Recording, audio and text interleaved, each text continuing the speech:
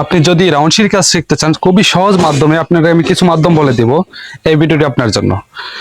তো অনেক ভাই আছেন রড মিস্ত্রি যারা রাউন্ড সিঁড়ির কাজ করার ইচ্ছে, তবে রাউন্ড সিঁড়ির কাজ করতে পারতেছেন না, বা বিভিন্ন এই রাউন্ড সিঁড়ির কাজগুলো করার যে মাধ্যম আছে এগুলো বুঝতেছেন না, তাদের জন্য অত্যন্ত গুরুত্বপূর্ণ একটি ভিডিও হতে চলছে।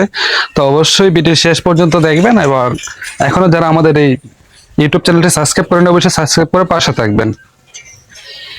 আসলে রাউন্ড সিঁড়ির ক্ষেত্রে সর্বপ্রথম যে কাজটা হচ্ছে, এটা হচ্ছে আপনার লেআউট।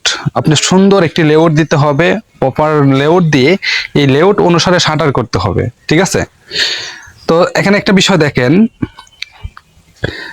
আমরা যখন রাউন্ড সিঁড়ি লেআউট দিব তখন আমরা একটা জিনিস ফলো করব, এটা হচ্ছে আমাদের এই কলাম থেকে এই কলাম পর্যন্ত যতটুকু থাকবে এটা হচ্ছে আমাদের মিডল পয়েন্ট। এটা আমাদের আগে বের করতে হবে। বের করে তারপরে আমরা আগে মিডল পয়েন্ট মানে সেমি রাউন্ডে যতটা রাইজার হবে অতটা রাইজার আমরা ভাগ করে নিতে হবে।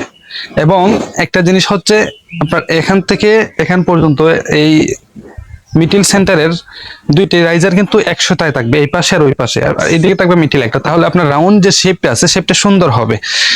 আর শাটারের ক্ষেত্রে আপনার বিষয় হচ্ছে, ধরেন আপনার প্রতিটি রাইজার 5 ইঞ্চি হোক বা 6 ইঞ্চি, যত ইঞ্চি হবে আপনার এই দাসা থেকে এই দাসা যদি আপনার 5 ইঞ্চি হয়, এই দাসা থেকে এই দাসা 5 ইঞ্চি উপরে থাকবে। যদি 6 ইঞ্চি হয় তাহলে এটার থেকে এটা 6 ইঞ্চি উপরে থাকবে। আর আপনার যখন শাটার করবেন, তখন আপনার এই একটা জিনিস ফলো করবেন, যাতে আপনাদের এই যে একটা কাঠ থেকে একটা কাঠের মুখে মুখে সমান থাকে। যদি অনেকে আছে অনেকটা হাফ ডাউন করে ফেলেন, 1-2 হাফ ডাউন হতে পারে, এটা স্বাভাবিক বিষয়। তবে এটা প্রপারলি শাটার করতে হবে, একটাতে আর একটা সমানভাবে নিতে হবে, এবং আউটের সাইডটা সেম হবে। তো যদি আপনি এভাবে শাটার করতে পারেন তাহলে আপনার অবশ্যই সুন্দরভাবে সিঁড়ি নির্মাণ করতে পারবেন। আর রাউন্ড সিঁড়ি সবচেয়ে মূল যে বিষয় এটা হচ্ছে শাটারিং। আপনি শাটারিংটা সুন্দরভাবে না করতে পারেন তাহলে আপনার রাউন্ড সিঁড়ি অ্যাকুরেট হবে না। আপনি রাইটার রাইজার এগুলো কোনোভাবে মিলাইতে পারবেন না, হোয়াইট স্ল্যাবের ঢালাই কম হবে। আমি পরবর্তীতে আপনাদের দেখিয়ে দিব আরেকটা ভিডিওতে যে আপনারা কিভাবে লেআউট নেবেন, কিভাবে একটা লেআউট নিয়ে এই লেআউট অনুসারে কাজ করবেন। আর আরেকটা বিষয় হচ্ছে যে দেখেন, আমরা এখানে কিন্তু 3 নাম্বার রাইজার থেকে আমরা শাটারটা শুরু করেছি। এটা নিয়ে বিস্তারিত ভিডিও বানাবো, আমরা 3 নাম্বার রাইজার থেকে কেন শাটারটা শুরু করলাম।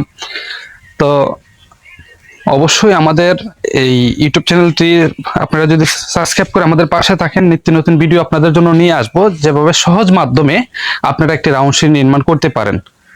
Committee video